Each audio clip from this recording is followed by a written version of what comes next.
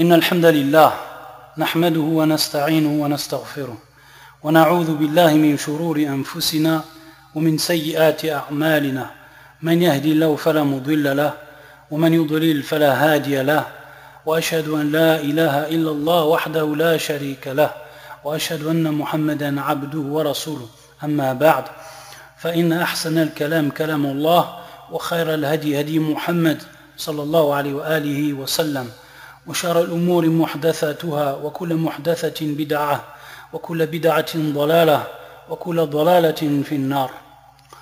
Donc on poursuit le cours qu'on a entamé la semaine dernière et qui a pour sujet Salat al-Tarawih.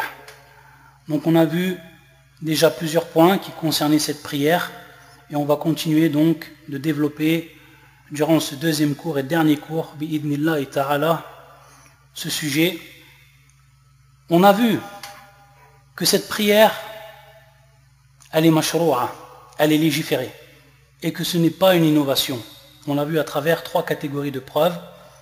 La première catégorie, c'était iqraruhu sallallahu alayhi wa sallam bil jama'a, c'est-à-dire que le prophète sallam il a approuvé, donc son approbation de cette prière.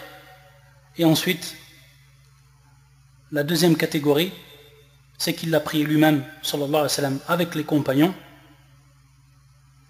Et ensuite, la troisième catégorie, c'est que le prophète sallallahu alayhi wa sallam il a cité les mérites, il a vanté les mérites de cette prière. Donc 3 catégories, on a rapporté dans chaque catégorie les preuves de la sunna, claires et précis, et qui sont des hadiths authentiques. On a vu également que les savants ont divergé quant au nombre autorisé d'unités de prière durant cette prière, durant Salat al-Tarawih, ou durant la prière de la nuit de façon générale. Car, en réalité, lorsqu'on dit Salat al-Tarawih, ou lorsqu'on dit Salat al-Tahajjud, tout cela en réalité ça s'appelle Salat al-Qiyam. C'est des noms, istilah, des conventions que les savants ils ont données, mais en réalité, ce qui est venu dans les hadiths du prophète sallallahu alayhi wa sallam nous prouve donc que toutes ces prières-là, qu'on appelle Salat al-Tahajjud, qu'on appelle Salat al-Tarawih, ça rentre dans ce qu'on appelle Salat al-Qiyam. Car en réalité, la preuve de ce terme employé, c'est ce qu'on retrouve dans la Sunna. Lorsque le prophète sallallahu alayhi wa sallam il a dit من قام رمضان إيمانا واحتسابا غفر له ما تقدم من ذنبه. Donc ici il a dit le prophète sallallahu alayhi wa sallam من قام رمضان إيمانا واحتسابا. Donc al-Qiyam ici, ça va englober toutes les prières qu'on va prier durant la nuit. Donc on appelle Salat al-Qiyam, ou alors qu'on appelle Salat al-Tarawih pour citer les prières que l'on fait après le Isha avec l'imam, ou alors durant les 10 dernières nuits du Ramadan, lorsqu'on fait un effort supplémentaire comme le prophète sallallahu alayhi wa sallam l'a fait, alors également cela rentre dans Salat al-Qiyam. Car il faut savoir que le prophète sallallahu alayhi wa sallam, les 20 premières nuits, il priait, il dormait durant la nuit, sallallahu alayhi wa sallam. Et les 10 dernières nuits, le prophète sallallahu alayhi wa sallam, il faisait revivre la nuit, ihya'uha, c'est-à-dire qu'il passait toute la nuit en adoration, en prière et en dhikr, sallallahu alayhi wa sallam. Donc on voit qu'il y a bel et bien une différence entre les 20 premières nuits et les 10 dernières nuits du mois du Ramadan, quand on regarde ce qui est advenu dans la sunna du prophète sallallahu alayhi wa sallam. Et c'est pour ça que Aïcha radiyallahu ta'ala anha, elle nous rappelle dans ce hadith إذا دخل العشر شد مأزره وأحيا ليله وأيقظ أهله. C'est-à-dire lorsqu'il rentrait dans les 10 dernières nuits, le prophète sallallahu alayhi wa sallam, qu'est-ce qu'il faisait? Shadda ma'zara, donc il resserrait son izar. Comment l'ont interprété les savants ce terme? Shadda ma'zara, shadda ma'zara, ils l'ont dit i'tazala nisa, c'est-à-dire donc il s'est éloigné, il a pris retraite de ses femmes. Et d'autres ils ont dit al-ijtihad fil ibada. Ce terme veut dire, ou cette expression veut dire son grand effort qu'il faisait, le grand effort qu'il faisait sallallahu alayhi wa sallam, qu'il déployait sallallahu alayhi wa sallam durant cette nuit dans l'adoration. Et on sait que le prophète sallam, durant une raq'a, il priait Al-Baqarah, ou Al-Nisa, ou Ali Imran. Donc il priait très longuement. Il faisait un très grand effort durant ces 10 dernières nuits. Donc c'est marna, ou ahya laylahu.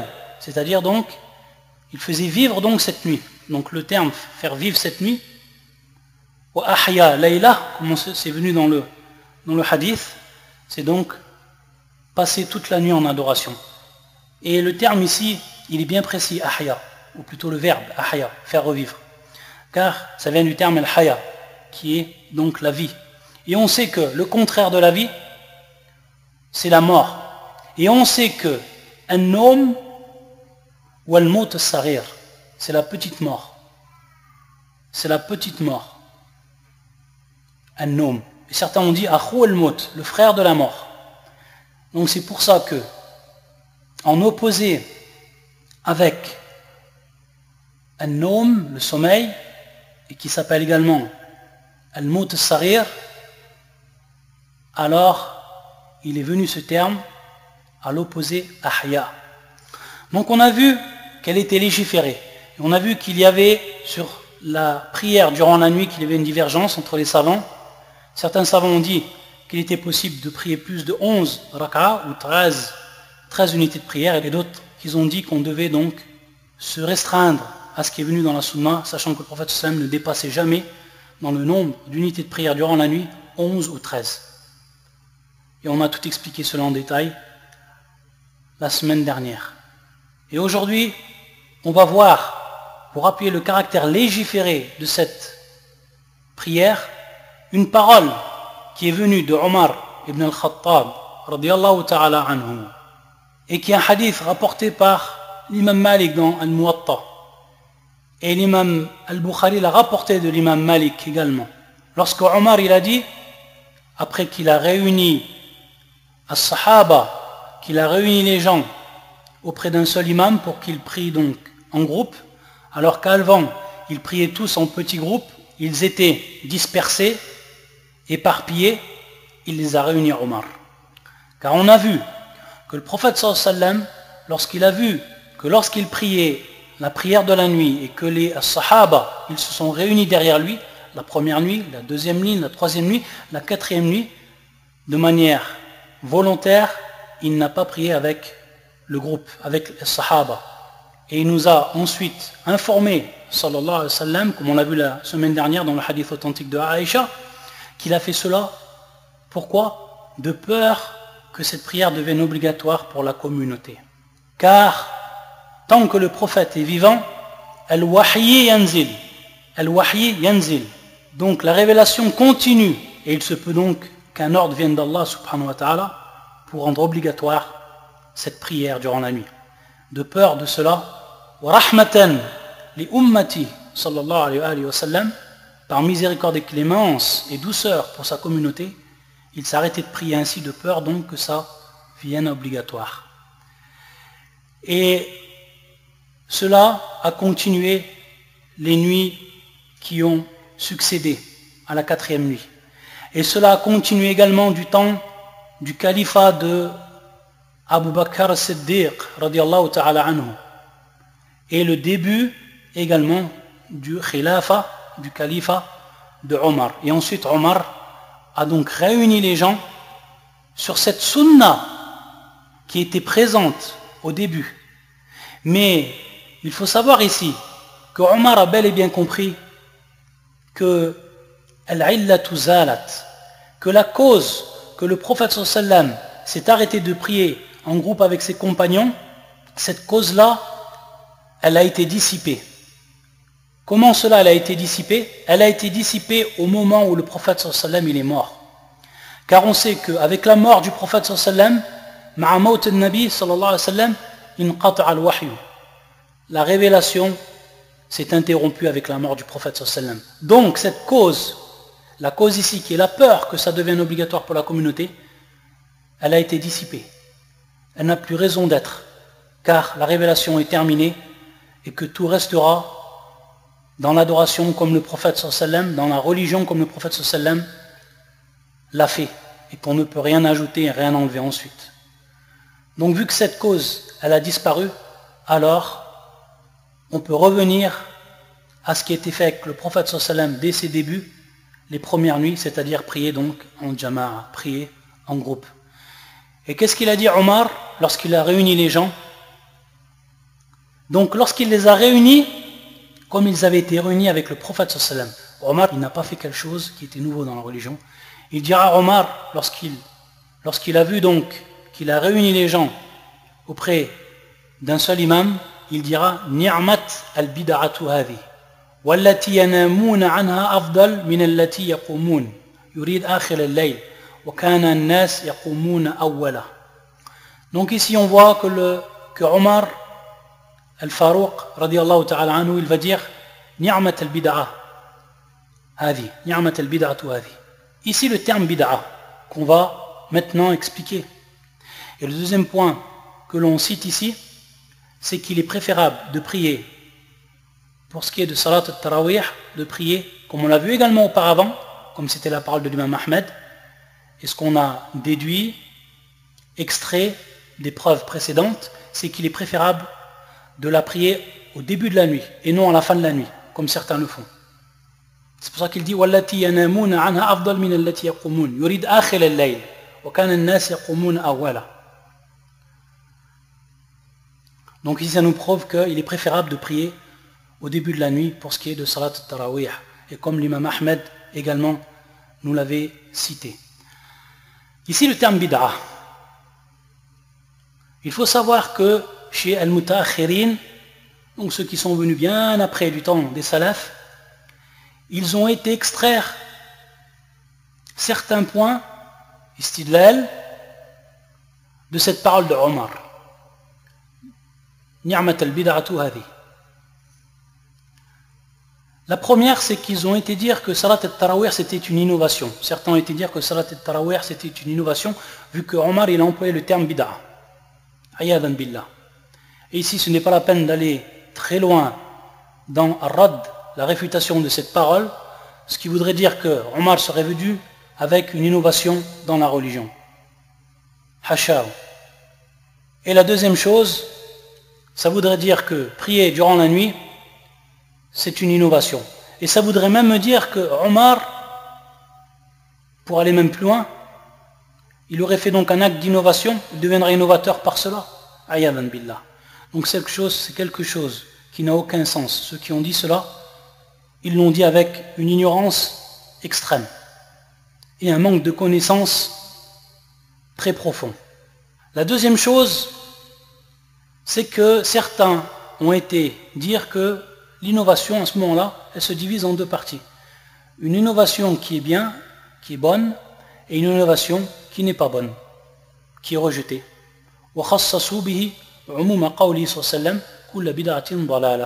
C'est-à-dire toute innovation est un égarement. Et ici, toute innovation, le terme il est indéfini. Et yufid al-umum, c'est-à-dire donc, on en tire de cela que c'est général, qu'il n'y a aucune exception, que c'est général. Toute innovation est un égarement. Ils ont été dire donc que ce hadith, ou cette parole de Omar venait spécifier la parole du prophète sallallahu alayhi wa sallam. Et on va dire que cela, bien entendu, hadha batil. Pourquoi ? Parce qu'en réalité, on l'a déjà expliqué. Omar n'a pas fait quelque chose de nouveau qui n'était pas présent du temps du prophète, vu que cela bel et bien était présent du temps du prophète sallallahu alayhi wa sallam durant les premières nuits du mois du Ramadan. Et si ça aurait été une innovation, alors le prophète sallallahu alayhi wa sallam l'a bayyana, que cela est interdit, que cela n'est pas permis dans la religion. Mais le prophète sallallahu alayhi wa sallam nous a simplement informé qu'il a arrêté de faire cela, de prier en groupe, de peur uniquement que cela devienne obligatoire. Et comme on l'a expliqué auparavant, cette cause est dissipée aujourd'hui. La deuxième chose, c'est que le terme bid'a, ici, elle est venue dans son sens linguistique. Car le terme bid'a, c'est un terme arabe avant tout, avant d'être un terme spécifique et employé conventionnellement dans la religion, techniquement dans la religion. C'est un terme qui est général, al-bid'a. Donc on peut vouloir dire quelque chose qui est nouveau, qui n'a pas été présent auparavant. Mais lorsqu'on dit qu'il n'a pas été présent auparavant, c'est-à-dire dans les temps qui sont passés. Mais ça ne veut pas dire qu'il n'y a pas de asl, qu'il n'y a pas de base dans les temps qui sont passés. Donc on peut employer ce terme bid'a dans ce sens-là. C'est pour ça que l'imam al-Albani il dit dans son livre Sifatus aw salat al-tarawih lam yaqsid bihi al-bid'a bima'naha al-shar'i alladhi huwa ihdathu shay'in fi ad-din ala ghayri mithalin sabiq. Le terme religieux ou l'explication religieuse du terme bid'a, comme nous l'a dit ici le cheikh, et qui est une des explications, une des définitions qui a été donnée par l'imam Shatibi dans son livre Al-I'tisam, il nous dit wa ihdathu shay'in fi ad-din, c'est-à-dire innover, venir avec une chose nouvelle dans la religion. Et cette chose, ça peut être une parole, ça peut être un acte.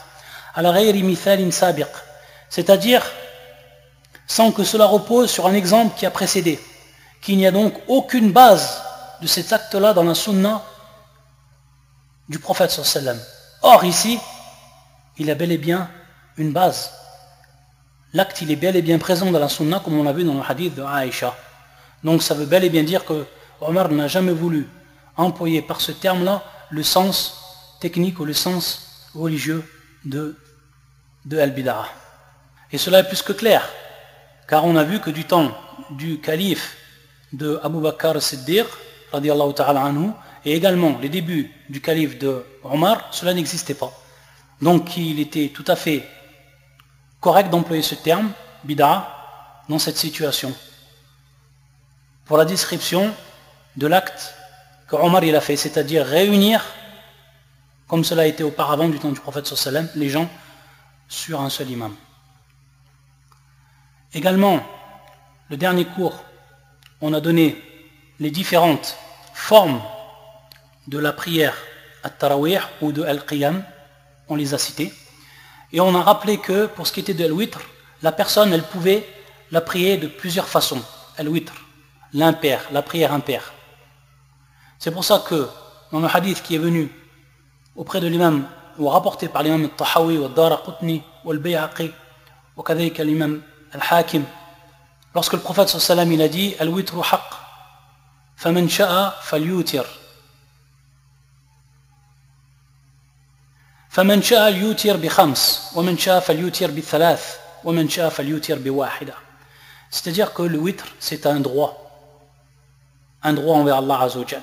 Ici bien entendu il y a une différence chez les savants, est-ce que le witr est obligatoire ou pas, sans rentrer dans les détails. La parole al-qawl al-rajih est le plus fort, suivant les preuves, c'est que le witr n'est pas une obligation. Al-witru haqqun, c'est-à-dire c'est un droit pour Allah Azza wa Jal. Mais ici ça ne veut pas dire haqqun wajib. Faman sha'a falyutir bi khams, c'est-à-dire celui qui veut alors qu'il fasse al-witr de 5. C'est-à-dire qu'il va prier 5 unités de prière et ensuite yatashahad bi wahid wa yusallim. Ou alors bi thalath, c'est-à-dire il va prier 3 unités de prière et ensuite yatashahad wa yusallim. Ou alors il prie une seule, falyutir bi wahida, c'est-à-dire qu'il lui permet également de faire une seule prière, c'est-à-dire yukabbir et ensuite il fait une seule unité de prière wa yusallim ou yatashahad wa yusallim avec une seule. Donc ici c'est une preuve claire et nette qu'il est possible de prier al-witr d'une seule unité de prière, comme il est possible de le faire avec 3 ou de le faire avec 5. Ensuite, certains points également que l'on va développer ici qui concernent cette prière et ce qui est récité durant cette prière. Des questions se posent ici. Parmi ces questions, c'est le fait de porter le Coran durant la lecture, durant la prière du qiyam. Ici, il y a une divergence parmi les savants, mais il faut savoir qu'il y a des savants comme Cheikh Ibn Baz, rahmatullah alayhi, et d'autres, qui ont permis cela pour l'imam, Et ils prennent comme preuve ce qu'a rappelé ou rapporté l'imam al-Bukhari dans son authentique ta'liqan, c'est-à-dire donc que la chaîne de narration n'est pas complète depuis le début du shir, de ce qui est rapporté de l'imam al-Bukhari, mais il ne rapporte pas de son shir, mais bien après. C'est ce qu'on appelle donc al-mu'allaq. Et il y en a un certain nombre dans le hadith, dans l'authentique de l'imam al-Bukhari. Et leur authenticité, bien entendu, dépend, suivant bien entendu les études qui sont faites par les autres savants, lorsqu'ils rappellent si cette isnad, elle est présente en entière, etc. Sans rentrer dans les détails. ذكر l'imam al-Bukhari تعليقا في صحيحه عن عائشة. D'après Aïcha, qu'elle avait donc un servant qui s'appelait Zakwan, et que lui, il priait pour elle. C'est-à-dire qu'elle priait derrière lui, et que durant ses prières, il portait le mushaf et il lisait depuis le mushaf. Donc, ces savants, ils ont vu que cela était une preuve qu'il était permis, yani la haraj, qu'il n'y avait pas de mal à ce que l'imam, il porte le Coran s'il n'est pas hafiz, s'il ne mémorise pas assez du Coran, qu'il porte donc le Coran et qu'il lit du Coran directement durant la prière. Et que, min haythu al-asl, également, suivant l'origine, c'est al-jawaz, car il n'y a rien qui vient interdire cela. Mais le mieux, c'est que la personne, elle prie sans le Coran. Ça permet d'avoir une meilleure concentration, car le fait de retourner les pages, le fait de porter le livre, de le remettre dans sa poche, etc., lorsqu'on prie, etc., ça fait perdre de la concentration. Donc on voit bien ici que c'est min bab ad-darura, c'est à titre de nécessité. Si la personne réellement, dans la ville ou dans le village où se trouvent les gens, il n'y a pas une personne qui est capable de réciter, de mémoriser le Coran et de réciter par cœur, alors dans ce cas-là, en cas de nécessité, il est permis qu'il porte le mushaf. Par contre, pour ce qui est de ceux qui sont derrière l'imam, alors ici il n'y a aucune nécessité. Ici il n'y a aucune nécessité, donc la personne ne doit pas porter le Coran pour ceux qui sont derrière. Et que certains disent, naam, une personne porte le Coran simplement liyaftah ala l'imam. C'est-à-dire qu'il rattrape l'imam s'il y a une erreur. Mais il faut savoir dans un premier temps que si l'imam il fait une erreur en dehors de la Fatiha, bien entendu une erreur qui va être sans aucun doute non volontaire, cette erreur la yadur. C'est-à-dire que cette erreur al-ghalat la yadur fi sihat as-salah wa fi salah. C'est-à-dire qu'elle n'a aucune conséquence, qu'elle n'a aucune incidence sur la prière. Si la personne elle fait une erreur en dehors de Surat al-Fatiha, parce que bien entendu Surat al-Fatiha c'est ar-rukn, si elle fait une erreur, si elle par exemple elle saute un verset, si elle oublie un verset ou fait une erreur dans un verset, cela n'a pas de mal dans la prière, dans la validité de la prière. Ça c'est la première chose. Et la deuxième chose, c'est que l'asl fi salah, l'origine dans la prière, pour ceux qui sont derrière l'imam, c'est qu'ils posent leur main gauche sur la poitrine et la main droite sur cette main gauche. Comme cela est venu dans la sunna du prophète sallam et comme sont rapportés plusieurs hadiths dans ce sens. Et que également pour lui, sa concentration, il doit la préserver, al-khushu'. Et comment il va la préserver s'il lit depuis le Coran, s'il est en train de suivre ce que dit l'imam et en même temps il lit du Coran. Donc il va être inattentionné de par son cœur et également de par ses yeux. Parmi les questions également qui sont souvent posées, ce qui concerne les pleurs à haute voix. C'est vrai qu'il y a dans certaines mosquées, on trouve des gens qui pleurent à très haute voix, jusqu'à en déranger les autres gens qui prient à côté d'eux. Et c'est vrai que, comme les savants nous l'ont rappelé, qu'ils mettent en garde contre cela. Donc le fait qu'ils perturbent les gens, et également le récitateur, également la personne elle a peur également de l'ostentation. Elle a peur de l'ostentation. Car malheureusement, on voit certaines personnes, la yabdu alayhim alamatu salah. C'est-à-dire qu'on ne voit pas en eux les signes de la piété. Mais tu les vois lorsqu'ils rentrent dans la prière, ils prient, et ensuite ils pleurent, et ils pleurent à haute voix, très haute voix. Alors que dans beaucoup de cas, ils pourraient se contenir, car c'est ça l'asl. C'est que la personne doit se contenir durant la prière si réellement elle pleure. Et malheureusement, on voit certaines personnes, donc, lorsqu'il sort de la prière, après qu'il ait pleuré beaucoup, tu le vois qu'il sort de la prière et qu'il commence à allumer sa cigarette. Wa ya'mal al-muharramat, c'est qu'il fait les interdits. Il parle sur les gens, al-riba wa al-namima, etc. Donc ici, la personne, lorsqu'elle pleure, elle doit contenir ses pleurs. C'est comme cela, donc, qu'elle doit agir durant la prière, c'est là à pleurer. Bien entendu, on sait qu'il y a certaines personnes, ils ne peuvent contenir leurs pleurs. Donc ces gens-là, c'est contre leur volonté. Il n'y a rien à dire s'ils sont vraiment sincères et si c'est vraiment contre leur volonté.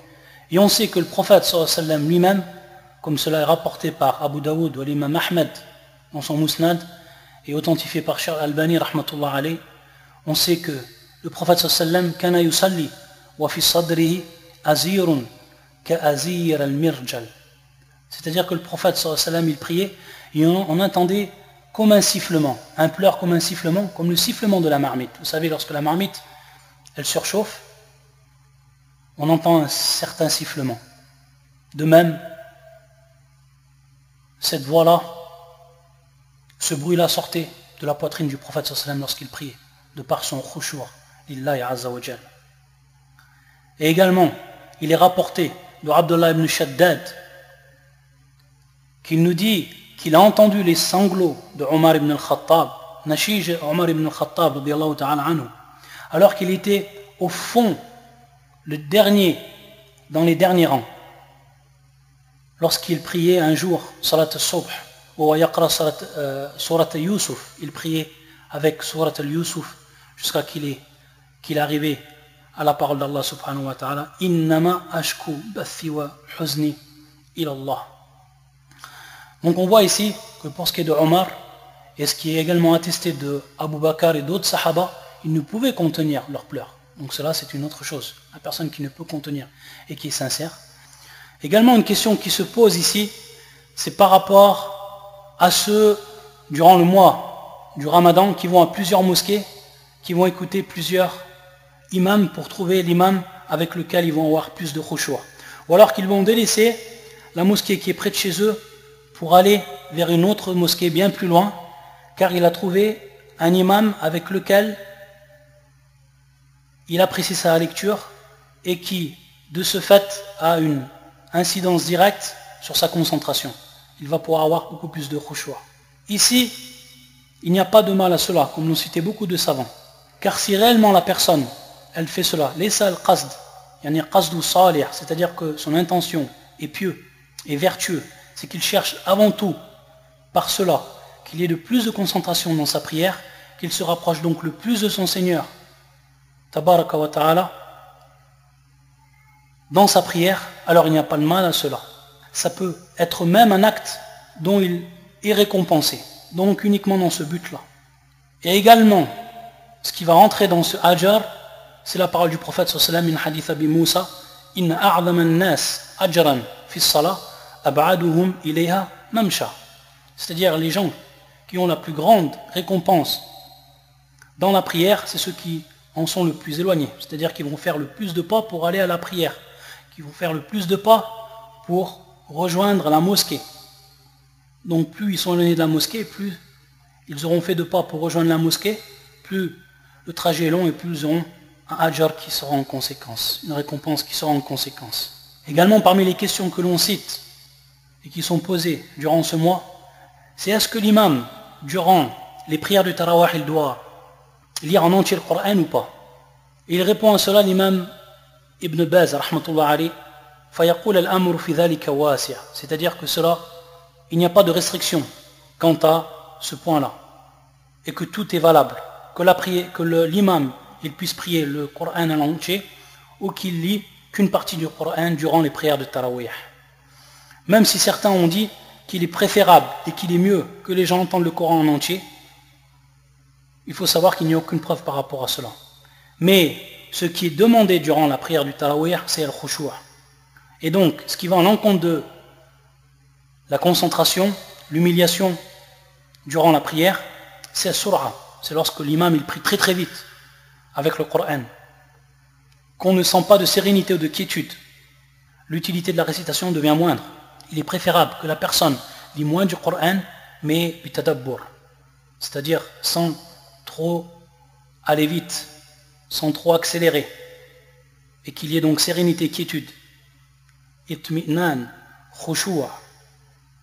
Et pour ce qui est de spécifier une quantité de versets que l'on va lire à chaque unité de prière ou durant le Tarawih, également, cela ne repose sur aucune preuve, mais ça revient tout simplement à l'ijtihad de l'imam. Ça revient donc à l'effort que l'imam il va le faire. Il se peut que certains imams, ils augmentent leur lecture dans certaines nuits et ils diminuent leur lecture durant certaines nuits. C'est suivant la force que va avoir l'imam. Il se peut qu'il va être plus faible durant certains moments et plus fort durant certains moments. Donc tout ça, ça revient à l'ishtihat de l'imam. Donc il n'y a rien qui est spécifié ici dans Fiad al-Bab. Également, pour ce qui est toujours concernant la lecture, hukm tardid al-imam li ba'd ayati ar-rahma ou al-adab. C'est-à-dire que certains imams, on les entend durant la prière du qiyam, ils répètent certains versets qui sont en relation avec la miséricorde, la clémence d'Allah Azza wa Jal, ou alors le contraire, avec le châtiment d'Allah. Ils le répètent plus d'une fois, deux fois ou trois fois. Et également, l'imam Ibn Baz, rahmatullah alayh, il a répondu qu'il n'y avait pas de mal dans cela. Si al-qasd, donc la volonté de l'imam, c'était qu'il aide les gens à faire profiter de ces versets qui contiennent donc un grand rappel, les aider à méditer, at-tadabbur, al-khushu', al-istifada. Et il est vrai qu'il était authentifié du prophète sallallahu alayhi wa sallam qu'il a répété plusieurs fois cette parole d'Allah subhanahu wa ta'ala, in tu'adhibhum fa innahum ibaduk wa in taghfir lahum fa innaka antal azizul hakim. Il l'a répété plusieurs fois, le prophète sallallahu alayhi wa sallam. Et lorsqu'on a cité les pleurs, alors il est intéressant ici de citer al-hukm ala at-tabaki. Lorsqu'on dit at-tabaki, c'est-à-dire le fait de se forcer à pleurer. Le fait de se forcer à pleurer. Et ici il est cité, il est rapporté un hadith et qui est le suivant concernant donc la récitation du Coran durant la prière. فَإِن لَمْ تَبْكُوا فَتَبَاكُوا. Si vous ne priez pas, alors, si vous ne pleurez pas, alors forcez-vous à pleurer. Comme cela est rapporté de Abdullah ibn Omar, et rapporté dans les Sunan de Ibn Majah, et également le Hakim. Pour ce qui est du hukm sur ce hadith, parmi les savants, et parmi eux l'imam al-Albani, rahmatullah alayh, il voit que c'est un hadith qui est da'if, qui n'est pas authentique, marfou'an ila nabi sallallahu alayhi wa sallam. Lakinnahu mawqouf. C'est-à-dire que c'est une parole du sahabi. C'est une parole du sahabi. Sahih mawqouf, kama huwa fi sahih at-targhib wa at-tarhib.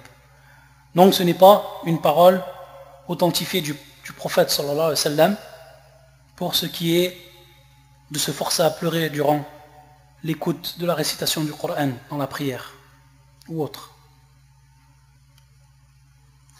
Et ensuite, le dernier point que l'on cite ici dans ce cours, c'est qu'il fait partie de la sunna pour ce qui est des 3 dernières unités de prière avec lesquelles nous tirons, c'est-à-dire donc qu'on en fait le witr, la prière impaire, c'est de réciter dans la première bi sabbih isma rabbikal a'la, la deuxième al-kafirun et ensuite la dernière qul huwallahu ahad, car cela est venu dans la sunna authentique du prophète sallallahu alayhi wa sallam. Mais le fait de varier de temps en temps pour prouver que cela n'est pas obligatoire, alors également cela est permis de varier, c'est-à-dire donc de délaisser ses prières de temps en temps pour prouver aux gens que ce n'est pas une obligation, mais la plupart du temps de le faire pour prouver que c'est une sunna du prophète sallallahu alayhi wa sallam. Et également, on va terminer avec ce point, le fait de lever les mains durant salat al-qunut. Durant salat al-qunut. Lorsqu'on fait des du'as dans la dernière partie de la prière. Donc il faut savoir qu'il y a certains savants comme Cheikh Ibn Baz, rahmatullah alayh, et d'autres, ils ont dit qu'il n'y avait pas de mal à lever les mains durant la prière et que c'était Adam min jins du'a al-qunut. Min jins du'a al-qunut. Ici en réalité on n'est pas dans du'a al-qunut exactement, taïb, mais on est fi salat al-tarawih. Et donc ici, certains savants ont dit Adam min jins du'a al-qunut. Et on sait que durant du'a al-qunut, il est permis, et c'est de la sunna, de lever les mains. Donc certains ont fait ici, on ne va pas dire une analogie, mais ils ont cité que ça faisait partie de la même catégorie, du même genre. Et donc à ce moment-là, il était permis de lever les mains. Ça c'est la parole de certains savants. Et d'autres qui ont dit non. Et ils ont rappelé certaines paroles de salaf qui n'ont pas permis cela, c'est-à-dire donc lever les mains durant les doigts que l'on va dire donc durant le tarawih avec l'imam. Donc ici, il y a une divergence, et donc on ne peut blâmer ceux qui le font et ceux qui ne vont pas le faire, car chacun a un ijtihad sur cette question-là. Donc on finira vraiment avec celle-là, avec cette dernière question. C'est le fait, lorsqu'on va commencer donc les du'as durant la dernière partie de la prière, durant salat al-tarawih, ou alors salat al-qiyam de façon générale, de commencer par al-hamd wa salat ala nabi. Est-ce que durant donc ces du'as, durant ces invocations, l'imam il doit commencer par alhamdulillah wa salat ala nabi? Et ici en réalité il n'y a aucune preuve de commencer par cela dans ces invocations-là. Ce qui nous est venu de la sunna du prophète sallallahu alayhi wa sallam, c'est qu'il commençait par Allahumma hadina fi man hadait ila al-akhir. Allahumma hadina fi man hadait. Par contre, s'il commence de temps en temps avec alhamdulillah, c'est-à-dire qu'il fait les louanges d'Allah Azza wa Jal et qu'il prie sur le prophète sallallahu alayhi wa sallam, alors il n'y a pas de mal. Mais le mieux, c'est de commencer comme le prophète sallallahu alayhi wa sallam il a commencé. Et pour ce qui est donc du hadith où le prophète sallallahu alayhi wa sallam a entendu une personne qui était en train de faire des invocations dans sa prière et qui n'a pas fait les louanges d'Allah et qui n'a pas prié sur le prophète sallallahu alayhi wa sallam et qu'il a dit إذا دعا أحدكم فليبدأ بتحميد ربي والثناء عليه ثم يصلي على النبي صلى الله عليه وسلم ثم يدعو بما يشاء. C'est-à-dire donc dans cette parole du prophète sallallahu alayhi wa sallam que celui qui commence, l'un de vous lorsqu'il commence la prière, alors qu'il commence par faire les louanges d'Allah et ensuite de prier sur moi et ensuite il fait les invocations comme il veut, c'est-à-dire il invoque Allah Azza wa Jal comme bon lui semble. Il faut savoir que cela, ça prouve le caractère légiféré de commencer les doigts comme celle-là. Mais, sachant que l'ibadatu tawqifiyya, c'est-à-dire que l'adoration est tawqifiyya, donc elle est restreinte aux preuves qui sont venues dans la sunna et qui sont venues dans le Coran, et la sunna, et qu'on ne peut donc aller au-delà de cela, qu'on doit s'arrêter à ces preuves-là, il n'y a pas de dalil clair que le prophète sallallahu alayhi wa sallam il a commencé la prière ou les invocations durant cette prière de telle manière, et que ce hadith il est général et qui prouve donc le caractère légiféré de cela. Et la preuve de cela, c'est que le prophète sallallahu alayhi wa sallam, lorsqu'il nous a rappelé que al-abd, que le serviteur lorsqu'il est en prosternation devant son Seigneur, il est le plus proche de son Seigneur, comme cela est venu dans l'authentique de l'imam Muslim, lorsqu'il a dit, le prophète sallallahu alayhi wa sallam, aqrabu ma yakun al-abdu min rabbi wa sajid fa'akthiru ad-du'a, c'est-à-dire le serviteur est le plus proche de son Seigneur lorsqu'il est en prosternation, en position de prosternation, fa'akthiru ad-du'a, c'est-à-dire donc augmenter, amplifier vos invocations. Il n'a pas cité ici de commencer par al-hamd wa salat ala nabi sallallahu alayhi wa sallam. De même, lorsqu'il a parlé du ruku', c'est-à-dire lorsqu'on est en position d'inclinaison, il nous a également, le prophète sallallahu alayhi wa sallam, invité, hatha, il nous a motivé sallallahu alayhi wa sallam, de faire un ijtihad fi du'a, fajtahidu fi du'a, faites un effort dans les invocations. Donc on voit ici, également lorsqu'on est en prière, et lorsqu'on se trouve entre les deux soujouds, on dit Allahumma aghfirli, warhamni, wahdini, wajburni, warzuqni, wa'afini.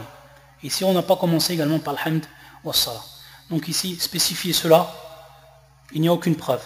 Le faire de temps en temps, c'est permis.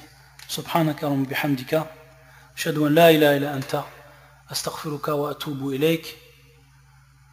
Allahumma salli wa sallim wa barik ala nabiyyina Muhammad wa ala alihi wa sahbihi ajma'in.